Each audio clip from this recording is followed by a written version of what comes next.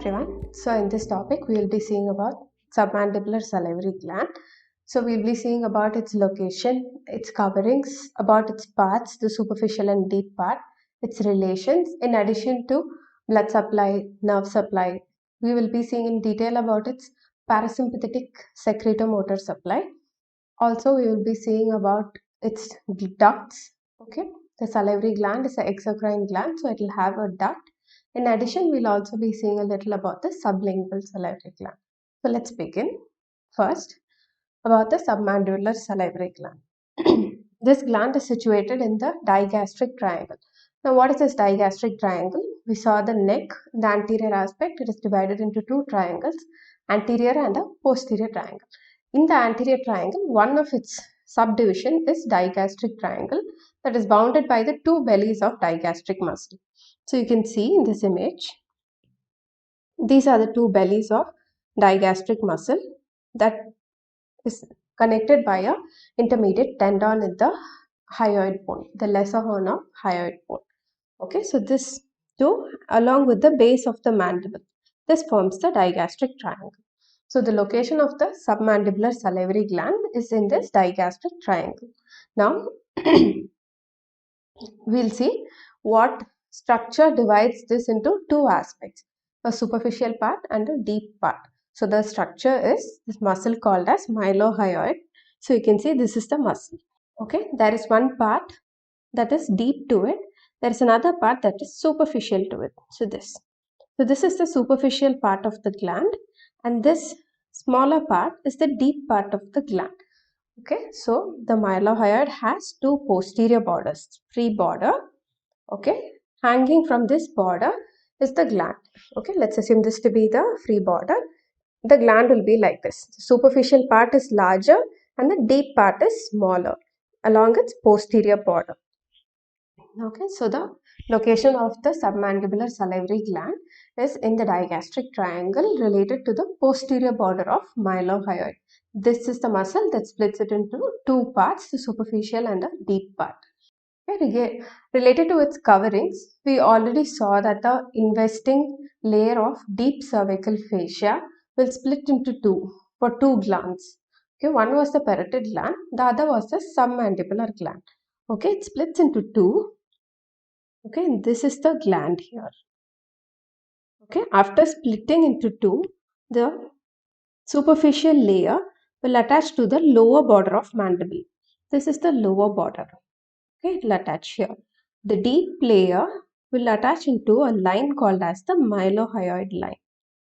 Okay, after splitting into two, let's assume this to be the mandible. Okay, this to be the lower border, and here is the mylohyoid line. Okay, and this is the salivary gland. So it splits into, the investing layer will come like this and split into two. One lamina is attached to the lower border of mandible and the other lamina is attached to the myloid line present on the inner aspect or the posterior surface of the body of mandible. This is about the covering. Okay. Now we already saw that it had a superficial part and a deep part. For the superficial part, it has three surfaces. Let's assume this muscle here, okay, to be the mylohyoid. Okay, let this be the mylohyoid, and here is another muscle. Okay, let that muscle be the hyoglossus. Hyoglossus, and this is mylohyoid, and this is the superficial aspect of the superficial part of the salivary gland. Okay, and here we have cut section of the mandible. Let this be the cut section of the mandible. So there are three surfaces for this gland. The surfaces are, one surface is related superficially, okay, to the skin, subcutaneous tissue and the fascia. That surface is called as the inferior surface. Okay, that is the inferior surface. And there are two more surfaces. One is related laterally to the mandible, that is called as the lateral surface, and the other surface is related to mylohyoid and hyoglossus. Okay, that is called as the medial surface. So what are the three surfaces of this gland? the inferior surface, lateral and a medial surface. Now let's see in this image. Okay, this surface that is facing the skin of this part is called as the inferior surface. So this is the inferior surface, and we have one part related to this muscle. Okay, mylohyoid and hyoglossus. Okay, that surface that sticks to the mylohyoid and hyoglossus, no, that is the medial surface, and we'll see about the lateral surface in the upcoming slide. So first, related to the inferior surface, I already told you that is the superficial surface. So it is related to all the superficial structures, starting from the skin, superficial fascia, deep fascia. Okay, so these are the first relations. To the inferior surface, there is skin and the fascia. Next, we have a muscle that is very subcutaneous in nature, that is present in the neck. It is one of the muscles of facial expression, that is called as platysma. And then we have the deep fascia. So we have skin, superficial fascia, platysma, and the deep fascia. Which layer of deep cervical fascia? The investing layer of the deep cervical fascia. So this muscle here is the platysma. In addition to this, we also have some structures in the superficial aspect. What is that? The cervical branch of the facial nerve. So the facial nerve has 5 terminal branches. No, the last branch is the cervical branch. That is related to the superficial aspect of the gland. You can see it here.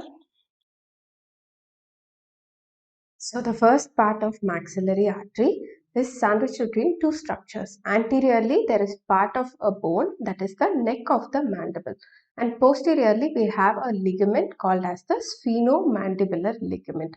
Now above this first part of maxillary artery, there is a nerve running. That nerve is also related to this neck of the mandible. That nerve is called as the auriculotemporal nerve. Okay, so this artery is situated below the auriculotemporal nerve. And after being behind or posterior to the neck of the mandible, it is also related to the inferior border of the lower head of lateral pterygoid muscle. So this is about the relations of the first part. So we can see here, this nerve here is the auriculotemporal nerve. Okay, and it is situated deep to this part of the bone, neck of the mandible, and it is situated superficial to a ligament, the sphenomandibular ligament, which is present here. Okay, so that is the sphenomandibular ligament. Also, it is related to the lower border of lateral pterygoid muscle. And then, apart from knowing the names of all the branches, we should also know where each of the branches will go into, which foramen or which canal it goes into. These are the branches starting from here: the deep auricular, anterior tympanic, middle meningeal, accessory middle meningeal, and inferior alveolar. We can see that all the branches are going in a superior direction except for the last one, that is the inferior alveolar branch. Now, regarding the branches, the deep auricular will enter into the external acoustic meatus. The second branch that we saw was anterior tympanic, that enters into a fissure called as the petrotympanic fissure. The third and fourth branch, that is middle meningeal and accessory middle meningeal artery, will enter into the foramen spinosum and foramen ovale respectively. Now both of these foramens we saw in the middle cranial fossa. And the last branch, the inferior alveolar, will enter into the mandibular foramen, which is situated in the mandible. Okay, this is about the relations of first part of maxillary artery and also about the branches and where each of the branches go into. Then we'll see about the second part. The second part of maxillary artery is related superficial to the lower head of the lateral pterygoid muscle.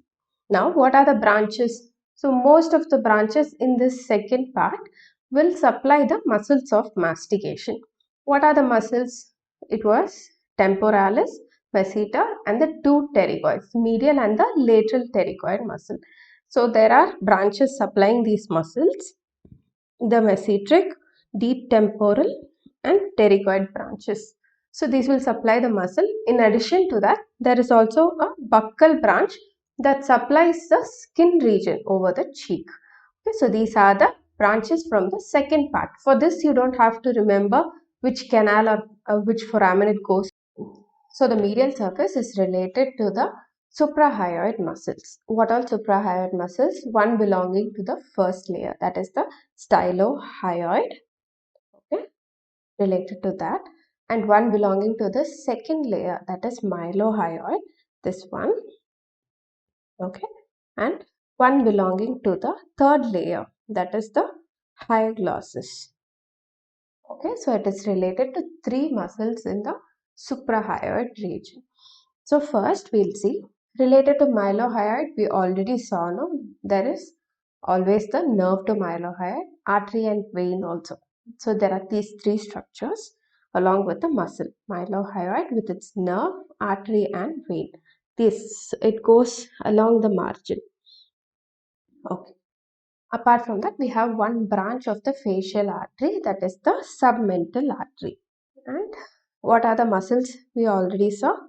Hyoglossus and stylohyoid. In addition to this, there is one more muscle to which the medial surface is related, that is the styloglossus, this muscle. Okay, so when it comes to medial surface, the only thing that you have to remember is it is related to the suprahyoid muscles. What all muscles? Mylohyoid, hyoglossus and stylohyoid.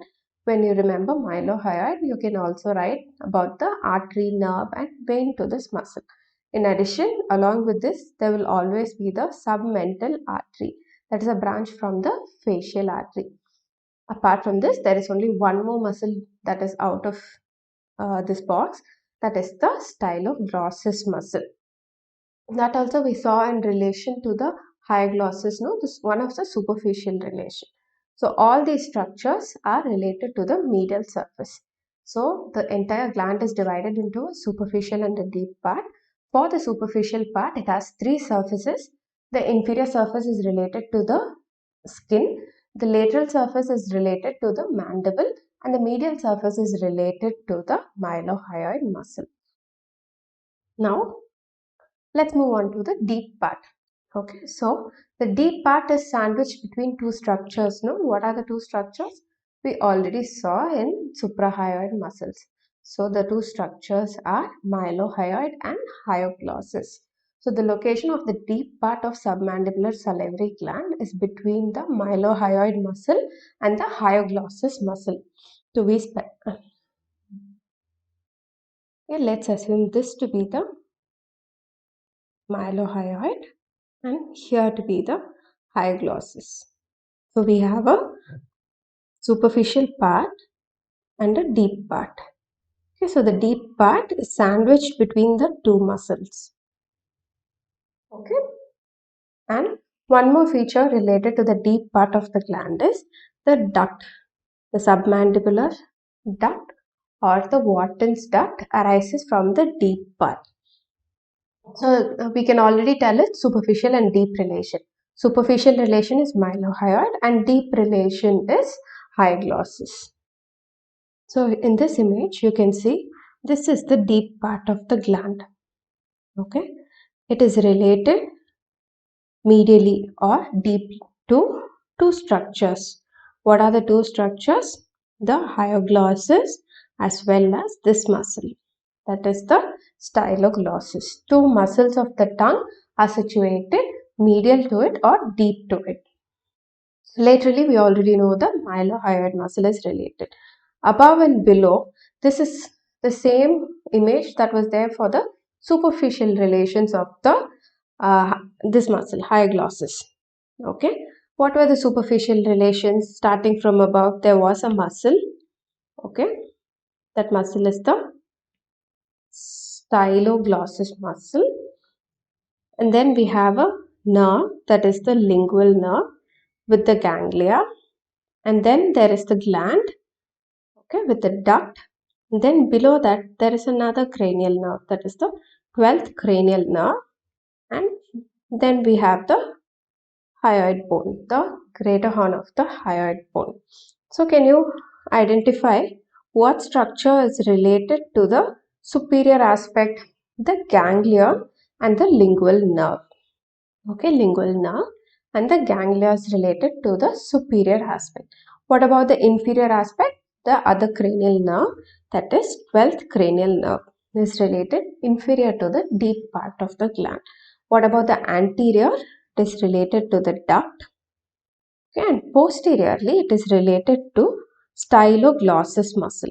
Okay, so the styloglossus is related to the posterior aspect of this muscle of the gland, as well as to the deeper aspect, okay, or the medial relation. So these are all the relations of the deep part of the salivary gland. So when mentioning about this relations, you have to write about superficial as well as the deep part. For the superficial, you have to write three surfaces, and for the deep part, you have to write medial, lateral, superior, inferior, and anterior and posterior relations. Related to his blood supply, what is the artery that was sandwiched between the mandible and the gland? The facial artery, and accompanying vein is the facial vein. We saw this in the relation to the inferior surface of the superficial part. So the artery was related to the lateral surface and the vein was related to the inferior surface of the superficial both. Okay, so this is about the blood supply. Lymphatic drainage, it has its own lymphatic lymph nodes, that is the submandibular lymph nodes. And then now moving on to the nerve supply. For any salivary gland, we should definitely write about the sympathetic, parasympathetic as well as the sensory supply. Now for sympathetic, for all the salivary glands, we will just see it as the plexus surrounding some artery. Okay, similarly here also plexus surrounds the facial artery. So that is the sympathetic supply. Sensory, what is the nerve that is closely related? In its upper aspect, we saw no, in the deep part, superiorly it was related to the lingual nerve. So that provides the sensory innervation. And then related to the parasympathetic, similar to the parotid gland, we have to trace the secretomotor pathway of the salivary gland. Okay, so it starts from the superior salivary gland, salivary nuclei in the pons. For the salivary nucleus, this is situated in the pons. There was another salivary nucleus, no, in the pons, that is the inferior salivary nucleus, that is the nucleus responsible for secretion of parotid gland. From here, it goes through the facial nerve, okay, the seventh cranial nerve, facial nerve, through there, through one of its branches, the chorda tympani. Chorda tympani.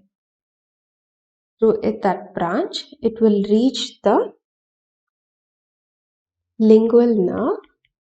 Okay, through that, it will reach the lingual nerve to finally relay onto the submandibular ganglion. This ganglion is also called as Langley's ganglion. Okay, it's also called as Langley's ganglion. From till this, no, all of, starting from the nucleus here till the ganglion, these are called as the preganglionic fibers. Preganglionic secretomotor parasympathetic fibers. From this ganglion, fibers arise, okay, to reach the gland. Okay, so this is the parasympathetic secretomotor pathway for submandibular salivary gland. And we have a duct that is called as the Wharton's duct. The duct for the parotid gland was called as the Stenson's duct. Now this is Wharton's duct. One important feature that we already know about this duct is it arises from which part of the salivary gland? The deep part of the salivary gland, from the anterior end. Okay, it is related anteriorly, no? So this arises from the deep part. Okay, so this is the deep part of the gland from the anterior end. And another thing that you have to remember is this duct is crossed by the lingual nerve. So we have the duct here in this image. Okay, it has to open into the floor of the mouth. It is crossed by the lingual nerve. This is the lingual nerve. In this image, the duct is crossed by the lingual nerve. And finally, we have to also remember where this duct opens into. Okay, it opens into the floor of the mouth. Okay, on the summit of sublingual papilla. Now, where is this present? On either side of the frenulum of tongue. Okay, in the tongue topic, we will see what frenulum is. That is situated in the midline, related to the undersurface of the tongue. Okay, so on either side of frenulum, this gland, the duct of the salivary gland opens into the summit of sublingual papilla. So far we've seen about the location, the covering of the gland, the two parts, relation, blood supply, lymphatic drainage, nerve supply, as well as the duct related to this gland. Now we'll just see very little about the sublingual salivary gland. We already know that this is situated in the sublingual fossa in the mandible. Okay, so the mandible on the inner aspect is divided into two by the myloid line. It is divided into two. The above region is a fossa called as the sublingual fossa. Below the line is another fossa called as the submandibular fossa. Submandibular fossa is related to the lateral surface of superficial part of submandibular salivary gland. Now the sublingual fossa is related to this sublingual gland. So laterally we have the mandible, to be specific, the sublingual fossa of the mandible, and inferiorly we have mylohyoid, this muscle. Okay, inferiorly we have that, and medially we have another muscle. What is this muscle? That is in the fourth layer of the tongue, that is the genioglossus. We have that medially. So remember, this muscle is this gland is sandwiched between mylohyoid and genioglossus. Okay, whereas the deep part of the submandibular gland was sandwiched between mylohyoid and hyoglossus. And superiorly we have the floor of the mouth. So this is the floor. Okay, we have the floor of the mouth. So these are the relations of the sublingual salivary gland. For any salivary gland, stones are common, okay, that can go and block the duct. Apart from that, tumors are also common in the salivary gland. This is related to the clinical anatomy of submandibular salivary gland. And we saw submandibular ganglion, that was the parasympathetic ganglion of the submandibular salivary gland. It is topographically or structurally, we saw it hanging from by two roots from the lingual nerve.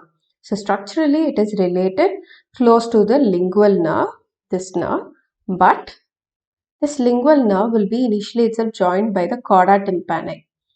Okay. So functionally it is actually related to chorda tympani nerve, that is to carry the secretomotor pathway. This is about the submandibular salivary ganglion. The sensory route to this ganglion is provided by lingual nerve. The sympathetic route is provided by the plexus surrounding the facial artery. So we've seen about submandibular salivary glands, a very little about the sublingual salivary gland as well as the submandibular ganglion or the Langley's ganglion.